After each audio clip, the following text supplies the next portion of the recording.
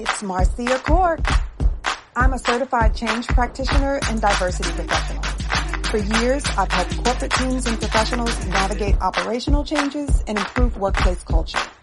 Now, I create simple public speaking, communication, and change solutions that turn everyday people into confident professionals and entrepreneurs. Change is hard. Change is messy, and change is scary. I know because just a few years ago, I was in a rocky marriage, unemployed, and broke, all at the same time. Eventually, though, I had to lean in, trust my skill set, and be my own solution. I'm also a seasoned voiceover talent and the voice of many of the brands you know and trust. So I know a little something about moving from hardship to entrepreneurship and helping you reset and rebrand. I'm Marcia Cork, and I am the Change Coach. Okay, so this is the mini media session. We're going to hit approximately 3 exercises in under an hour. This first exercise is the one I said I was going to have you standing. So it's called the proud stance. So as we go through all of my exercises, it's basically focusing on what confidence can look like and what confidence can sound like. So when we're practicing the proud stance, this is an example of what confidence can look like. I do this exercise because one of the things that makes people look like they lack confidence or, poise or professionalism is when they do things like they fidget, they'll stand up and they rock. If you think about what you see people do, all the things that you see people do wrong, it's usually things like this. They will mess with their earrings, or they'll adjust their hair, or they'll keep, pulling down their shirt. All those things show that you are not comfortable with yourself. And so the point of the proud stance is to get people to a point where they can stand confidently for 1 to 3 minutes without making any adjustments. So the proud stance is a position that you can hold for 1 to 3 minutes. You should appear confident, but you should be comfortable. You want to build your ability to hold that position without fidgeting, without rocking, without adjusting your clothes or any accessories that you're wearing. You're going to tell your story in a way that's matter of fact. And by telling your story, I mean, whatever it is, whatever that public speaking opportunity is. So you're going to speak in a way that's matter of fact, but isn't tone deaf. So whatever it is that you're talking about that day should reflect the emotion that you want to mirror. You want the audience to mirror. So if you're telling a funny story, you want to, just kind of giggle along the way because you want to invoke that same emotion out of the people who are participating, who are your listening audience. Okay. Mm-hmm. All right. So the average question, the average Q&A response takes 1 to 2 minutes. So if you are speaking and you're on camera, or if you're speaking and it's live, you want to be able to hold that position for the full length of that question. And that way you appear confident the whole time. So have you heard of the superhero pose? No. Okay. So this was popularized, I want to say maybe about 15 years ago. There was a social psychologist that came up with this superhero pose. And what she was saying was, if you stand in the superhero position, so, typically it's the arms folded in front of the chest, mm-hmm. The power, I think it was called power pose. It builds up all of the endorphins and chemistry that makes you feel more confident. And so she suggests using it before, say, an interview, if you're going in and asking for more money, HR, any opportunity where there's some power struggle, some feeling of dominance and subordination. And if you're feeling more of the subordinate, or you're feeling a little bit more inferior, then you want to practice this pose, because standing in that position makes you feel more in power or in control. And the power stance does the same thing. So once you get to the point where you can just stand and fall into a comfortable position without rocking, fidgeting, or making any adjustments, it demonstrates confidence because all eyes are on you. You're commanding attention versus doing all the things that will distract people. Does that make sense? It does. It does. Okay. So I'm going to have you stand up and fall into a comfortable position. I'm going to do it with you, and I'm not going to judge your sweatpants. All right. I'm going to do it without any adjustments. So I need to adjust my camera a bit.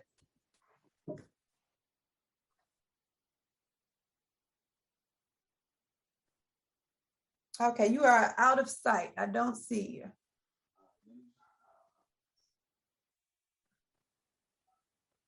Gotcha. Okay. All right, so I saw a slight adjustment. So we're going to work on that. But so think about yourself if you're sitting in the audience or if you are out of the view of the camera, and then you've been introduced and you're making your way into the camera or into the view of the audience. You are going to do that without fixing your jacket, without fixing your pants, or if you do that, you do it out of the view of the camera or out of the view of the audience. So, off stage. But then once you get there, you do exactly what you're doing. You hold that position. Is that one that you can hold comfortably for 1 to 3 minutes? Yes. Do you feel comfortable? I do. You think you can hold it without rocking? I saw a slight rock, but not too much. Yeah, I can hold this. Okay. So it doesn't always have to be that position. If that is how you naturally fall, is perfectly fine, because that's actually where I fall naturally. I do something like this. Occasionally, I might fold my hands. Fold my arms. Depending, some people, will put one hand on their hip or one hand in a pocket and the other hand is resting. So there are a number of positions, and it doesn't matter which you choose. It's just something that you want to be comfortable holding for the amount of time it takes to answer a question, or at least to get familiar with the audience where they can see that you appear comfortable and confident. Okay? Yeah. Okay. Very good. All right. You can have a seat. Okay.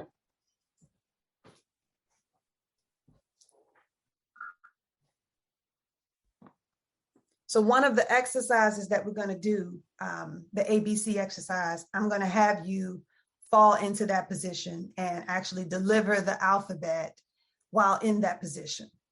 So the idea behind pairing these things together is you get to get as realistic as we're going to get today, a realistic example of what it looks like and feels like to deliver with confidence, holding a position, not fidgeting, not making any adjustments.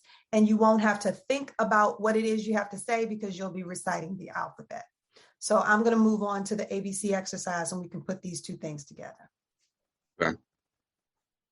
All right. So now we're going to, what's that? My bad. I'm about to say, if you see me look down, just because I'm just trying to take a couple notes. Okay. Nope. No problem at all. Yeah. All right. So my ABC exercise, I call it the ABC exercise. I call it the ABC challenge. It is reciting the alphabet, but telling it like a story. It's reciting it in the same way that you would if you were having a casual conversation with a friend. So with my ABC challenge, you're going to recall telling a recent story, and you're going to recall telling that story because I want you to think about how you sound when you have a conversation. Okay. Then you're going to replace the words with the alphabet.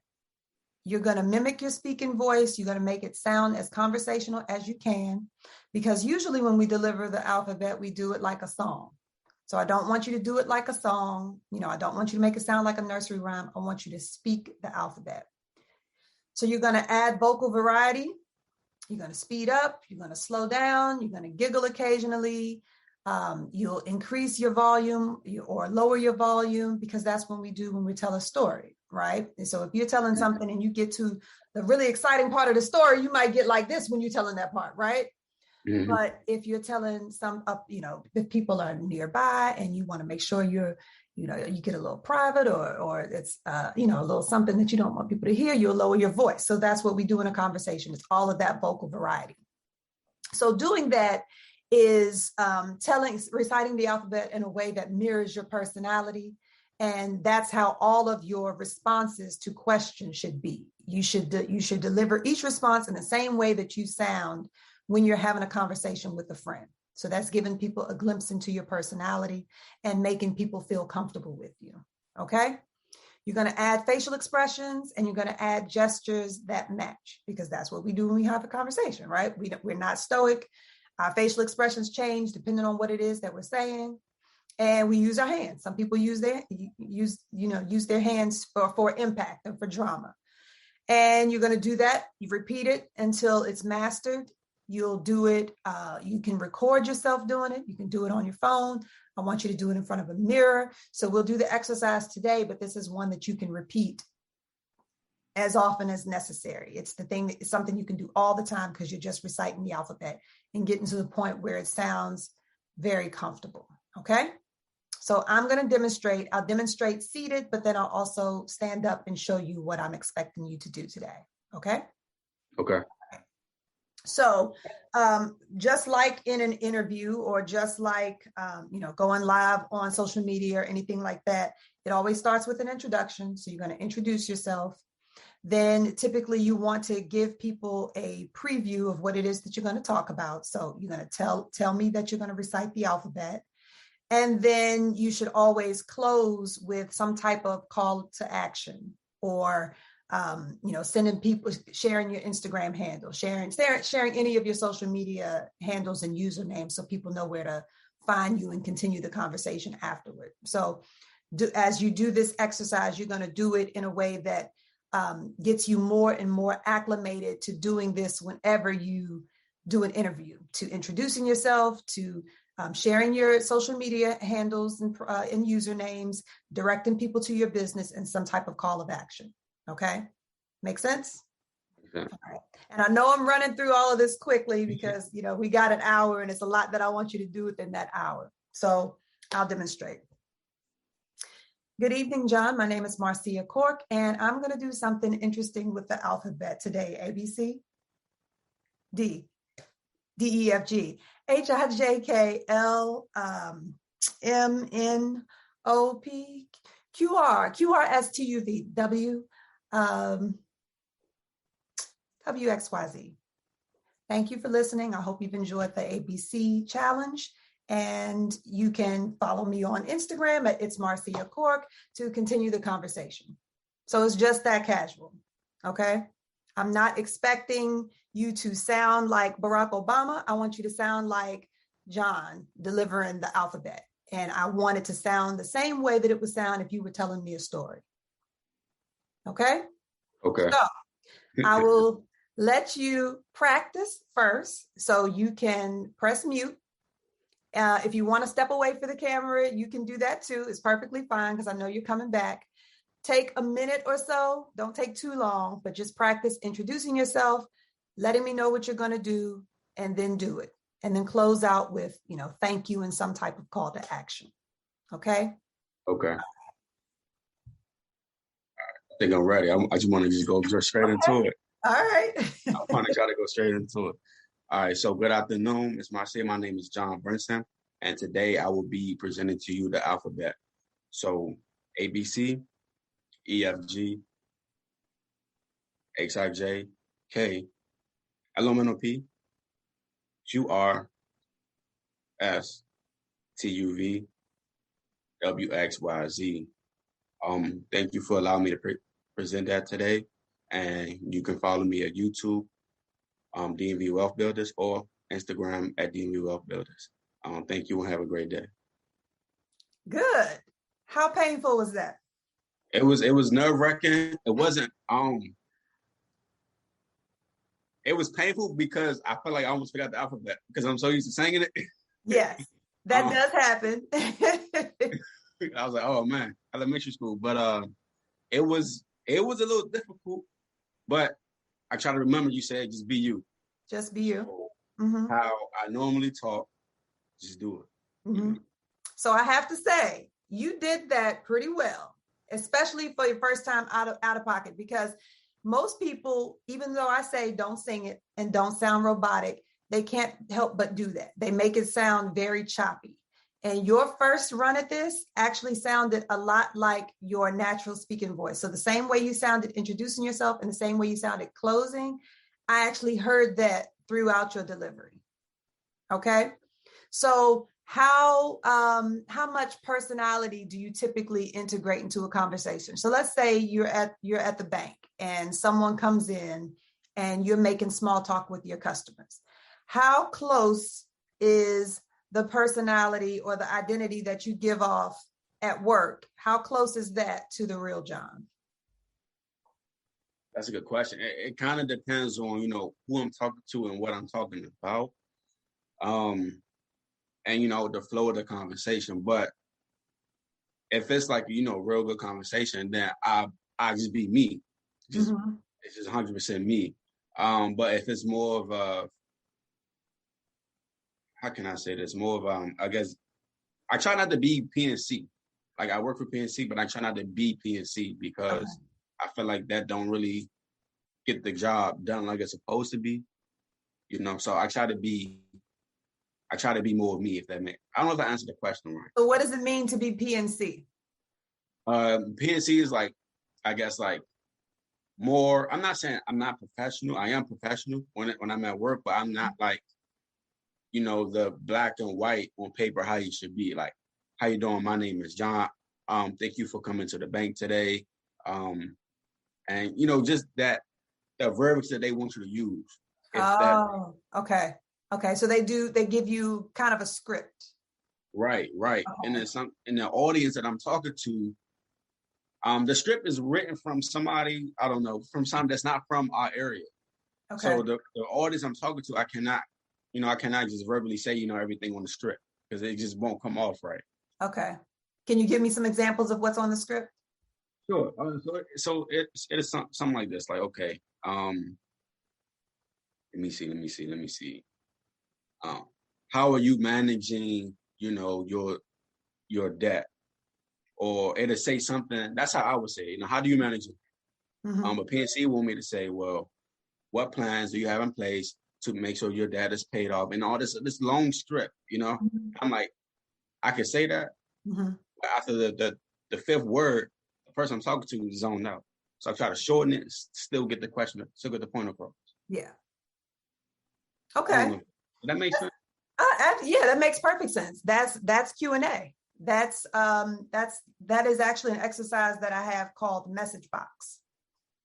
So in the message box exercise, I teach people how to expect the tough questions or expect the common questions. So as you prepare, your content, or you prepare to interact for the first time with a new audience or any audience for that matter, you should have some talking points prepared that are in line with that audience. So although it'll be the same material and it might be the same thing that you want to deliver to a variety of different people, that same thing has to be shared, but customized depending on the audience. So the same information that you want to share, you have to be able to deliver it in a different language for every audience, right? So how can I say this and still reach this particular audience, but using different phrasing? So that's the message box. So you're thinking about, 5 to 7 common questions or 5 to 7 things that you're going to talk about, but be able to say it in a way that you can circle back to other specific points that you want to make. Okay, so it's developing the same content for a variety of different audiences based on the audience's expectations and the types of things that they're going to ask you.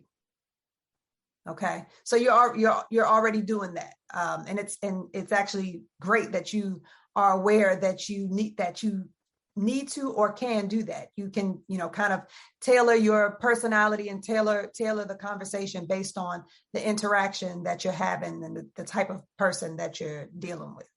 So you're going to do that now with the ABC exercise. So you've given it to me one way. Now think about the variety of people that you might interact with at PNC and beyond. And what might you do to deliver this in a different way? So do something different. Maybe what you just gave me was if you were meeting a new customer at PNC. Now tell me this in the way that you would say it to your grandmother or a friend. Okay. If there's any laughter, if there's any, like I said, changing the volume, adding more drama, exaggerating it somewhere, give me a little bit more vocal variety this time. Okay. So now with that, can I ask you a question real quick? Mm-hmm. Now, am I speaking to just one particular person or I guess a group of people?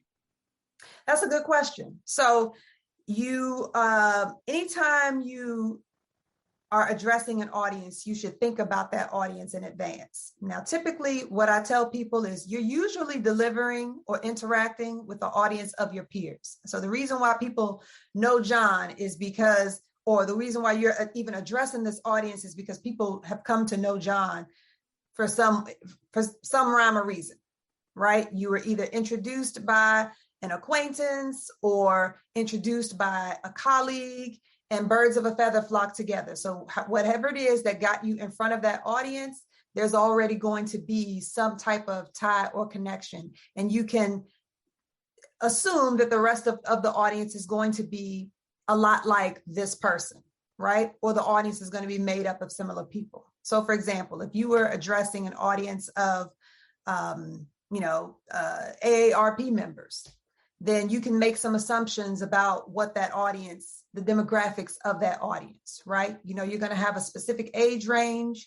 You're probably going to have a little bit of variety in maybe education or income levels, but that's the type of information that you can get in advance. If you're speaking at a Mocha Moms event and you want to talk to people about managing their income while being a stay-at-home mom, then the audience is made up of stay-at-home moms. That they are going to have little to no income, or maybe they're entrepreneurs. But you can make some assumptions about that audience, some safe assumptions about that audience based on how you got there. Who it is you're presenting to, what's the event, what's the occasion. You can make some assumptions about who's in that audience. Does that make sense? Makes sense. Okay. And then, of course, you're going to tailor the content, tailor the language, and perhaps even tailor your delivery based on that audience. Okay. I got you. So I'm gonna screw the camera back just a little bit. Okay. And can I do can we pretend this is like a whiteboard or something? Sure. Okay, cool. All right, so good afternoon, everybody. My name is John, and today I will be reciting the alphabet.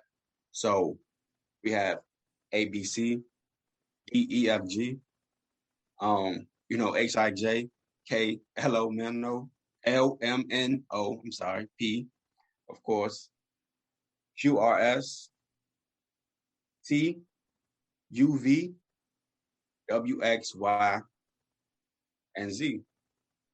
Guys, thank you for, allowing me to present the alphabet to you today. And again, you can find me on Instagram at DMV Wealth Builders or YouTube, DMV Wealth Builders. And again, thank you so much. Have a great day. That was excellent. I loved so many things about that. So I loved that you made it sound the way it would if you were addressing an audience of, and it sounded like it looked like you already had some people in mind. It looked like you put yourself in an environment where you would normally present to people, and you presented it in that way. Mm-hmm. So you're usually holding some type of, tablet or other visual and walking people through information or procedures or something like that. So I like that you mirrored that same type of environment and exchange. So very well done. I want to comment on when you stumble. When you stumble doing this challenge is just like when you stumble having a conversation with someone. And we do that all the time, okay. Right? So it actually makes you more relatable. It actually humanizes you. What people like about great speakers or people who deliver and communicate well is that they really feel like they're getting your most authentic version of yourself. It's not that they're looking for perfection. It's really that they're looking for you to be relatable. And so when you stumble, it's more of a human-like quality that actually makes people relate to you more. So I tell people all the time when they are nervous about giving a speech and they're nervous about public speaking, one of the things that they're worried about is messing up, that they're concerned about losing their place and not being able to find their place, pick back up where they left off. And what I tell people is don't worry about that, because when you mess up, people are actually cheering for you. They are they get anxious for you. They want you to find your place. They're like, oh, I hope she finds it. Oh, I hope he gets it. They're actually cheering you on. So even when you lose your place or you stumble, it's actually an opportunity for them to connect with you even more. And so what's a successful speech is how authentic you are and how you capture their attention, and then recollection.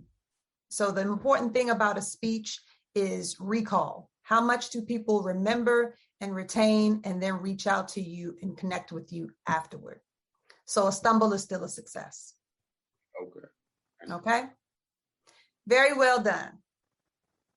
All right. So now I'm just going to have you do it one more time, but I'm going to have you stand up, fall into your proud stance. So I want you to get in front of the camera without any fidgeting, without any rocking, without tugging at any clothes, and then give me your introduction and fall into the ABC exercise. Okay.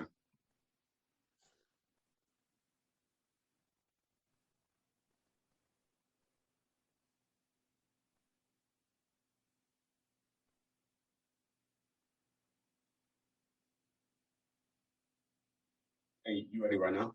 Uh-huh. Okay.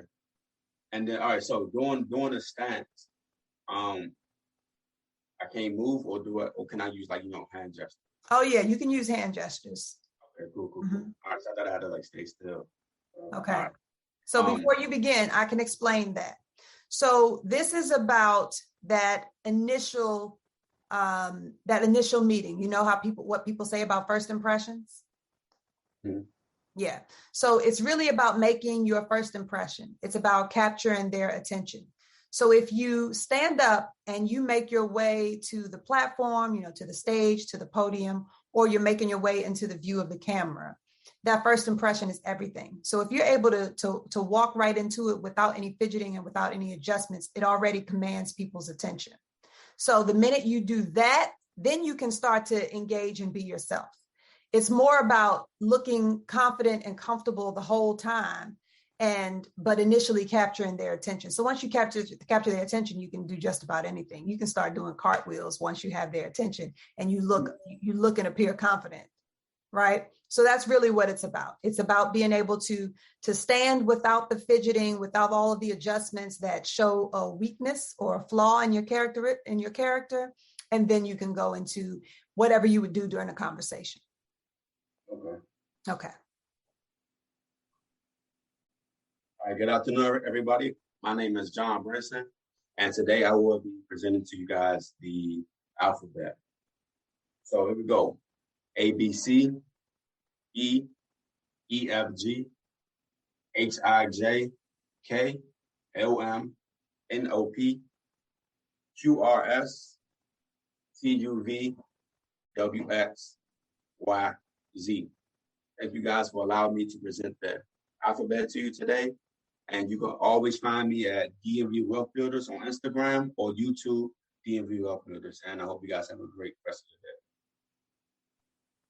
Well done.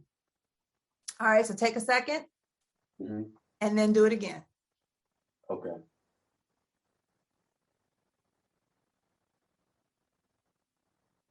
Good afternoon, everyone. My name is John Brinson, and today I will be reciting the alphabet for you today. A, B, C, D, E, F, G, H, I, J, K, L, M, N, O, P, Q, R, S, T, U, V, W, X, Y, Z. And as always, thank you for allowing me to present the alphabet today. And you can find me at DMV Wealth Builders on Instagram or also on YouTube. Just type in DMV Wealth Builders. Again, thank you so much, and I hope you guys enjoy the rest of the night. Good. All right. So I see some consistency here. So I can see that it's a part of what you would normally do if you were standing. You do kind of pace. Did you notice that? I do. Right. So when I had you fall into the position and you thought you had to hold it for that 1 to 3 minutes, you didn't move. You almost didn't want to let go of your hands or anything. But when I gave you the freedom and free reign to to do what you would normally do, your natural inclination is to pace a little bit. Did you see that? Right. Okay. So it's not terribly distracting, but it is a little bit distracting. So anything that's not terribly distracting, I'm okay with. But when it starts to be a distraction, then that's the problem. So if you could do it, still use the hand gestures. And if you do rock a little bit, you just have to be aware of when you're starting to pace. Okay. Because it takes less than, it doesn't even take, a full 30 seconds to recite the alphabet. And so in that short amount of time, I could see quite a bit of pacing. So if I were to give you an opportunity to, talk for 3 minutes, I think I would see a lot of pacing. Yeah. All right. So let's try it again and see if you can do it with a little less pacing. Still okay to loosen up, still okay to add some hand gestures, but try not to pace so much. Okay. All right, good afternoon, everyone. My name is John Brinson, and today I will be reciting the alphabet for you. A, B, C, D, E, F, G, H, I, J, K, L, M, N, O, P, Q, R, S, T, U, V, W, X, Y, Z. Thank you so much for allowing me to present the alphabet for you today. And you can always find me at DMV Wealth Builders on Instagram or on YouTube, DMV Wealth Builders. Again, thank you so much and have a great night. Good. No rocking that time. And what I did see just seemed not a distraction at all. It just seemed like you being your authentic self, but a little bit more under control. And that's what comes with this exercise. So once you keep doing it and you record yourself or you look at yourself in the mirror, you're going to pick up on all the things that you would naturally do, but where you have to kind of start to self-correct. Okay. So you see how this exercise can actually show you quite a bit about yourself and how to self-correct just by reciting the alphabet? Right. Yeah. So to fall into that pattern of knowing that you need to introduce people, you need to introduce yourself. You need to let people know what to expect. That's a preview. You need to let people know what to expect of your conversation, your delivery that day, and then give them some type of call to action. They need to have some type of follow through, some next step. Okay. You're setting expectations and then telling people what to do next. And that is pretty much the formula for every speaking opportunity. So doing this ABC challenge, doing the ABC exercise repeatedly is going to get you more and more comfortable with doing that. And I can already hear how comfortable you are just by doing it, running through it a few times. Can you hear the difference and feel the difference? I can feel it. I feel like I'm not as nervous as before. Mm-hmm. Now, I feel like I know I try to make it like small adjustment, like project my voice, not specifically look at the camera, try to vision the audience. But I can feel it different. Perfect. So I would like to see you do this. Well, I won't see you doing it, but I would like for you to continue doing it on your own and then share your most comfortable video with me. Okay. All right. So now I want you to work on this next thing independently, because like I said, you're going to do this all the time and you're going to self-correct. So I want you to make it sound more fluid and less choppy. So right now what I hear is A, B, C, D, E, F, G, H, I, J, K, L. But when you introduce yourself and when you close out, it's very fluid. So it should actually be the same thing. So when you say, good afternoon, everyone, my name is John, it should be A, B, C, D, E, F, G, H, I, J. So you see how those sentences sound the same? Right, so right. It's the same type of alliteration. It's the same cadence. And we all have a natural cadence in our voice. So you have to tune into yours. So record yourself one day telling a story and listen to how you tell that story and find the rhythm in your voice, find the cadence in your voice, and then start to deliver your do the alphabet the same way. Because then you'll see that you have a natural rhythm and a natural cadence that you can repeat anytime that you are, addressing a new audience. It's really about just being more in tune with your own vocal delivery, and it helps you improve the sound quality of your voice as well. Okay, so that's for on your own. Nothing that we can get through tonight. But the next exercise will help you work on that vocal clarity and vocal variety. Okay? Okay. We're ready? All right, well, come on back and we're going to jump into the next exercise.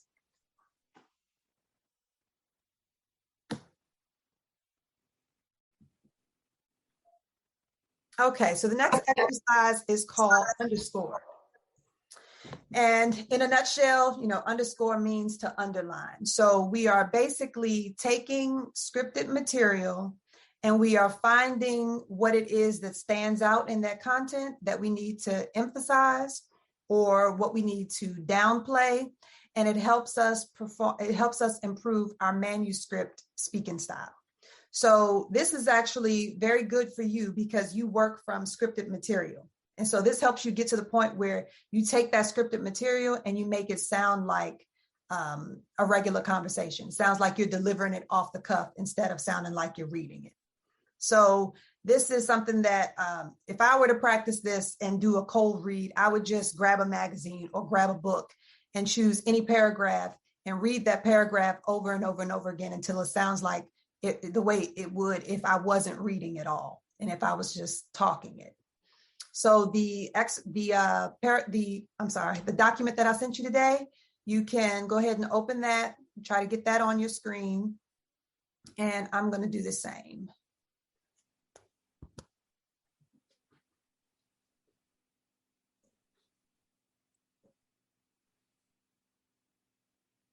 Can you see that on my screen? Yeah, I can see. Exercise? Okay. All right. And do you have yours up? Are you able to kind of split your window so you can see this presentation, but also your document? If not, you can just work from mine right now. Okay. Okay. So I chose this one. Do you know who Kenya Barris is? No, I don't. Okay. So Kenya, the show Blackish? I heard of it, but I never seen it. You've never seen Blackish? Mm-mm. I don't even watch TV like that. Oh, okay. Well, Kenya Barris is the creator of Blackish. He has another show on Netflix called Black AF. And they are similar, except Blackish is the more scripted version.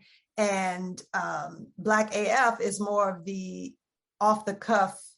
It's still scripted. It's, there's still a storyline, but you can tell when he's improvising and it's more impromptu. So I chose this particular speech because although it's a scripted speech, it's a manuscript, he's actually reading it while he delivers this commencement speech. He sounds just the way that he would sound when he's talking and giving an impromptu speech. And he stumbles a lot. It's not perfect, but it's still successful. He still connects with the audience. He hits all of his jokes, they all fall on the audience the right way. He gets the right response. So I provided you with the link because I also want you to, take a look at the link so you can actually see that he's reading. But if you, turn away from the camera or you minimize the camera and you don't see him, it still sounds like he's talking. And that's the goal. That's what I want you to do. I want you to get to the point where you can read anything, but it sounds like you're talking. It doesn't sound like you're reading from a script. It sounds like you're just delivering off the cuff. So that's one of the common speaking styles. So there is extemporaneous speaking, there's impromptu speaking, and there's manuscript speaking. Manuscript speaking is, of course, working from a manuscript. It's, a scripted speech. An improvised speech is, impromptu. It's you don't have anything prepared. You just stand up and you're winging it. And then an extemporaneous speech is a little bit of both. It is working from an outline. It's being prepared by, maybe jotting down bullet points or talking points. It's the outline or the construction of a speech, but without actually writing it out. So that is where I want to get people to being able to deliver an extemporaneous speech because it still provides you with structure. It provides you with talking points, but it gives you the freedom to talk off the cuff and connect with your audience more. Because when you're reading, where are your eyes? Down here, instead of out at the audience. So an extemporaneous speech gives you both. It gives you the, the confidence and the comfort of working from a constructed outline, but it allows you the opportunity to look up and actually make eye contact with your audience and interact with them in that way. Okay. Mm-hmm. But sometimes you got to work from a manuscript style. And so the best way to deliver a manuscript style is to make it sound like you're not reading it. Okay. Right. So have you read through this yet? I read it. Okay. I read it once. Okay. It's okay. So you read it once. Good. So I want you to read it right now to me. Okay. So it says, my wife found me on the couch and she gave me less awful piece of advice. It was something I told her and my kids many times before. She told me to stack up, get up here, do my best, and importantly, be myself. And that's when it hit me. The only time my wife gives me good advice is when she when she says my advice back to me. Mm-hmm. And you want me to continue? Okay. Nope. So that's good enough. All right. Okay. So and that's a cold read. That's how a person sounds when they just get material for the first time and they haven't had a chance to read through it for context. So they don't know what's supposed to be funny and how to say it in a way that's supposed to be funny. It's just a cold read. Mm-hmm. But when you are delivering a speech and you are working from something that you've written, you want to be so comfortable with that material that you know exactly how you're supposed to deliver that line where there's a joke, or exactly where you need to be somber because you want people to react, with emotion and with sympathy or empathy, right? So the way that you deliver it is supposed to invoke that same emotion out of your audience. So that's what comes with doing this underscored technique. You go through, you get comfortable with material, you highlight what needs to be highlighted, you underline what needs to be underlined, and then you deliver it according to your notes. Now that you're doing this, if you think about it, how many people you really think take time to do this to their speeches? So think about, in high school or in college, and you're giving that book report or you're giving that presentation, people will do that PowerPoint. They don't practice it at all. They run through it on the day they are supposed to present, and it's a mess. Right? Right. Yeah, because you're not familiar with the content at all. And even worse, because I'm a teacher, I can tell when somebody else did your PowerPoint for you because you're completely, unfamiliar with it. Right. So I know what it looks like to do a cold read, and I know what it looks and sounds like when you have gotten comfortable with your material. You spent time knowing exactly when to do what, and the underscored techniques helps you do that. So what you're going to do is you're going to think about all of the nouns, adjectives, and verbs, and you will highlight or underline them. Now, usually what I do is I underline things that I want to run together. So you see how I have that whole phrase, something I had told her and my kids many times before? Can you see where I have all this? On your screen? Yeah.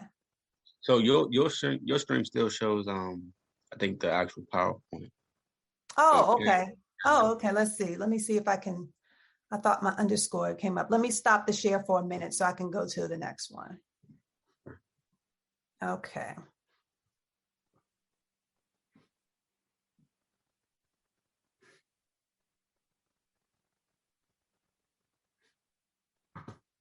Okay, sorry, I needed to find I needed to be able to get back to the document myself. All right, so I'm going to share again. Okay, now you can see the underscore technique. Mm-hmm. Okay, perfect. All right, so you see I've underlined wife. I've underlined less awful piece of advice. Something I had told her and my kids many times before. I have all that underlined. You see that? Mm-hmm. Okay. So typically what I do is I highlight the things that I want to emphasize, but I underline the things that I want to roll together. Okay. So when I have it underlined, it's not because I want a less awful piece of advice. That's not what I want. It's more of, I want to downplay those words because together they mean something. Independently, they mean nothing. So I'm underlining them to group them together. Okay. So instead of saying a less awful piece of advice, I'm going to roll that together and make that whole thing the noun, a less awful piece of advice. Okay. So as I read this, the way that I've, made my notes, scored or underscored, it would be, my wife found me on the couch and she gave me a less awful piece of advice. It was something I told her and my kids many times before. So you see how I rolled all that together? Mm-hmm. Okay. It was something I told her and my kids many times before. She told me to sack up, get up here, do my best, and importantly, be myself. And that's when it hit me. The only time my wife gives me good advice is when, let me do that again. The only time my wife gives me good advice is when she says my advice back to me. So that's the important part of the sentence, when she says my advice back to me. So I have that highlighted, but I also have it underlined because I want to roll all that together. When she says my advice back to me, because we don't want it to be when she says my advice back to me. So you see how that changes the flow and the mood of the sentence. Right. And so to do that again. So my wife found me on the couch and she gave me a less awful piece of advice. It was something I told her and my kids many times before. She told me to sack up, get out here, do my best, and importantly, be myself.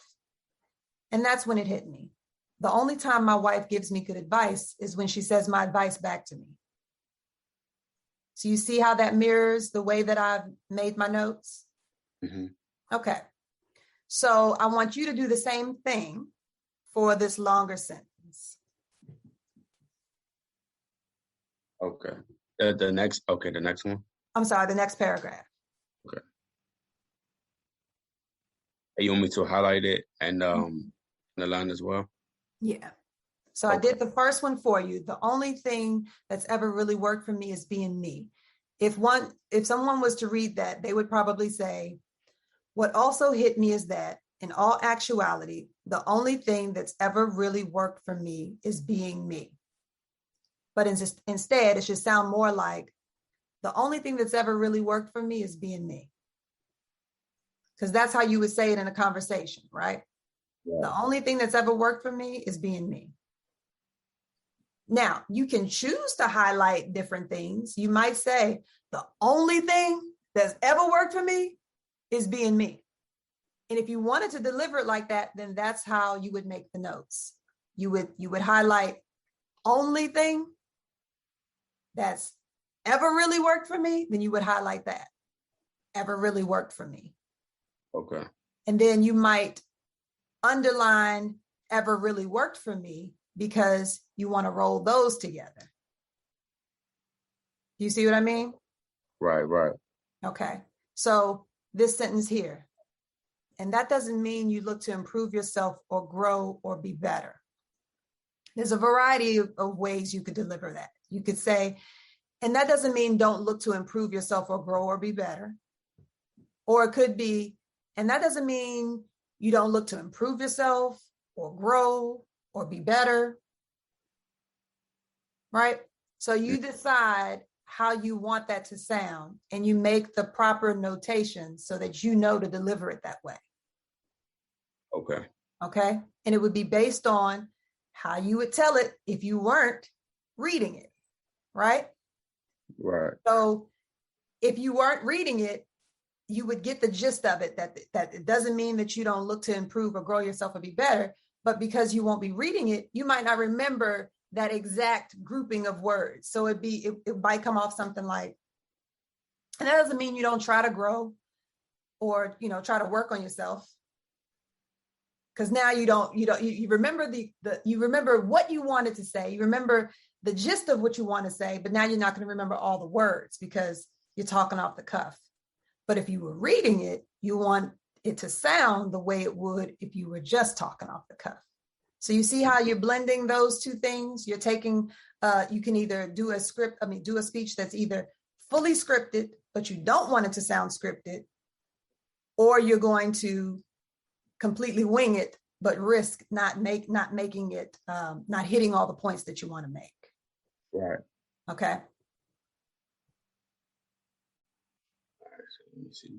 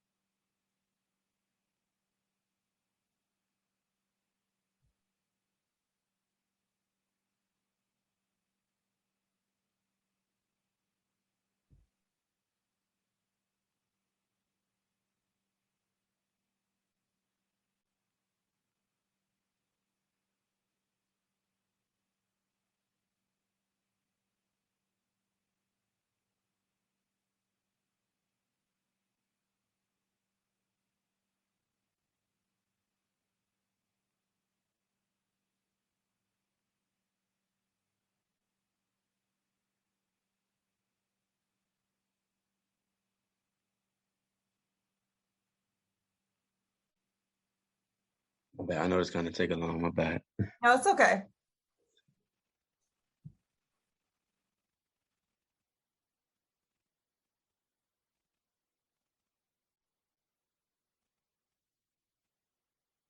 And if you just want to work on a couple of sentences and we just do a run through of two sentences, we can do that too.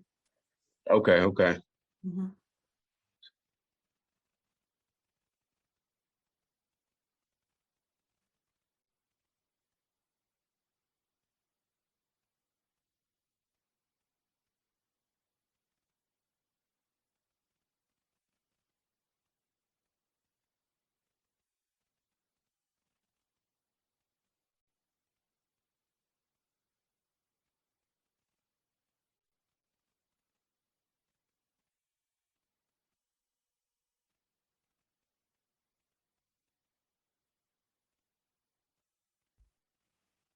All right.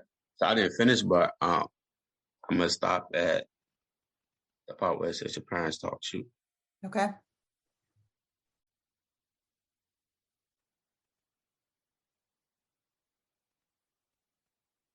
Okay, there we go. Okay. What also hit me was that no, I'm sorry. What also hit me was that in all actuality, the only thing that's ever really worked for me is just being me. And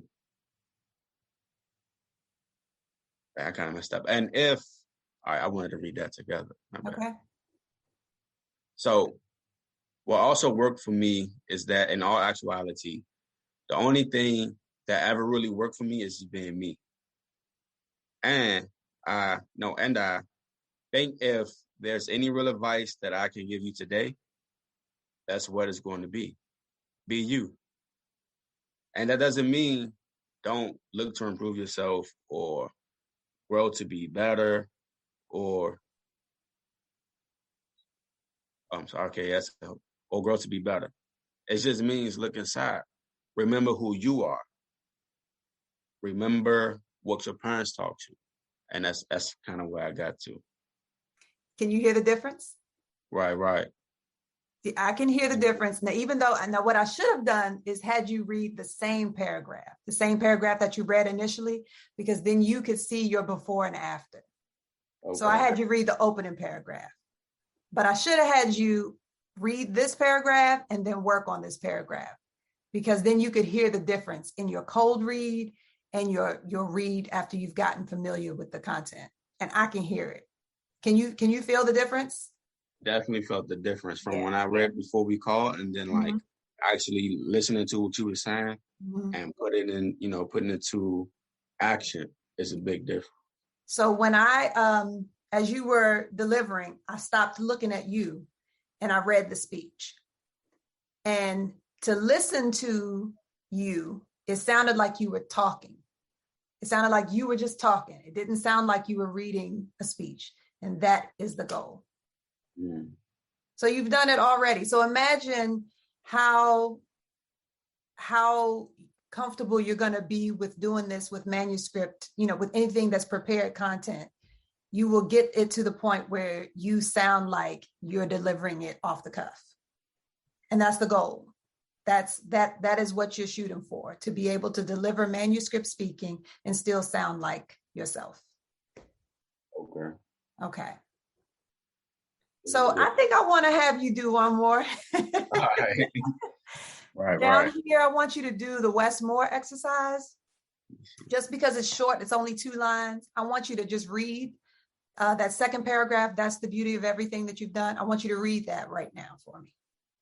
Okay. That's the beauty of everything that you. That's the beauty of everything that you have done so far. This stage is set. The path is laid out for you, and now it's about you running toward it. Okay. Now I want you to map it out. I want you to underscore it, take your notes, read it a few times, and then read it again to me. Okay.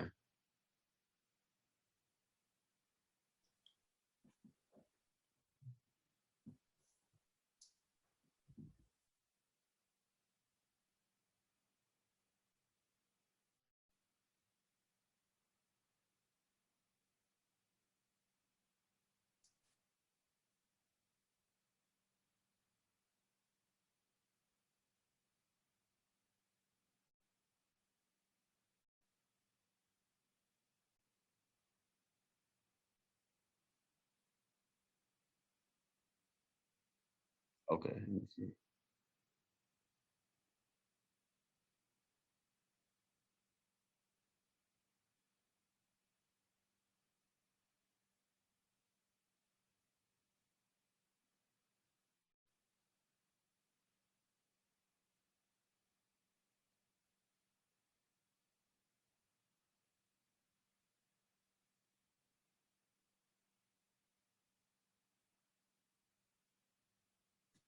Okay. Okay.